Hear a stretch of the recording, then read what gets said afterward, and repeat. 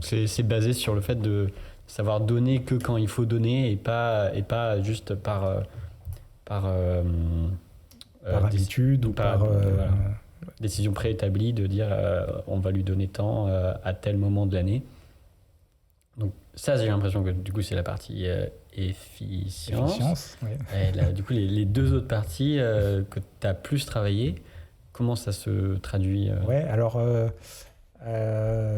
sur la partie substitution, nous en fait ce qu'on essaye aussi de travailler avec les agriculteurs, c'est que dans la nature, il y a des plantes qui sont capables de fixer l'azote naturellement de l'atmosphère. On a un tout petit peu parlé au début, mais c'est une famille de plantes qui s'appelle les légumineuses. Les légumineuses, c'est les pois chiches, la luzerne, le trèfle, les haricots, enfin voilà, toutes les légumineuses à graines pour l'alimentation animale et aussi les légumineuses fourragères comme le trèfle ou la luzerne ou le sainfoin pour l'alimentation humaine d'abord et là pour l'alimentation animale. Et donc en fait l'idée c'est que ces cultures elles peuvent se fournir en azote de manière naturelle avec une symbiose avec une bactérie racinaire et elles sont complètement autonomes en azote et donc d'une part on se passe complètement d'engrais de synthèse pour leur culture. Et d'autre part, il y a une partie de ces cultures, celle qu'on ne va pas récolter pour l'alimentation humaine ou animale, qui est restituée au sol et qui va pouvoir servir à la culture suivante, qui, elle, en aura peut-être besoin si c'est un blé, par exemple, ou un maïs. Et donc cette famille de plantes, les surfaces de légumineuses en France ont cessé de diminuer ces dernières années.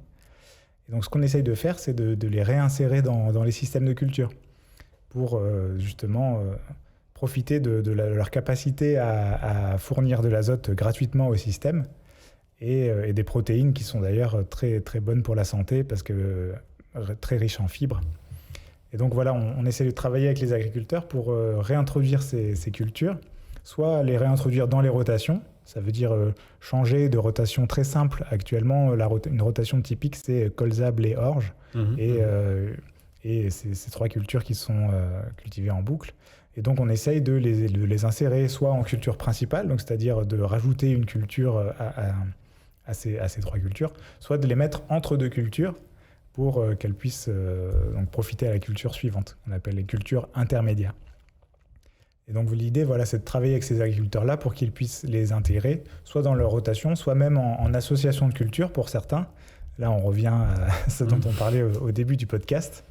Et c'est pas facile parce que c'est des cultures qui sont, même si elles n'ont pas besoin d'azote, qui sont assez sensibles aux maladies, aux ravageurs, et qui sont dures à conduire agronomiquement, qui ont été aussi un petit peu abandonnés par la recherche. Donc il y a peut-être un progrès variétal qui serait intéressant à mener, un travail en tout cas.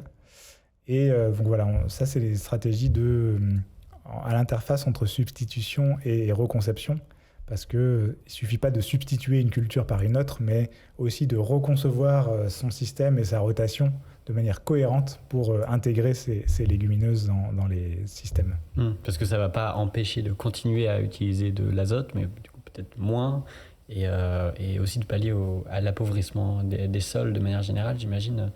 Oui, tout à fait. C'est un sujet. En fait, tout ce qu'on exporte, tout ce qu'on utilise pour notre alimentation ou pour l'alimentation des bêtes, alors après, on pourra aussi parler de la compétition entre l'alimentation humaine et animale, qui est aussi un sujet très, très sensible, enfin important en tout cas. Et effectivement, tout ce qu'on exporte, donc pour nous nourrir ou pour nourrir les animaux, ça appauvrit le sol. Et il y a une nécessité de restituer une partie importante de nutriments au sol. Donc les légumineuses, ça le fait de manière naturelle, gratuitement, je dirais. Mais il y a aussi d'autres manières de reboucler les cycles. Il y a des zones, notamment en France, qui sont très excédentaires. La Bretagne est très excédentaire en nutriments, de manière générale. Et il y a certaines zones qui, au contraire, s'appauvrissent parce que l'élevage a été complètement supprimé de ces territoires.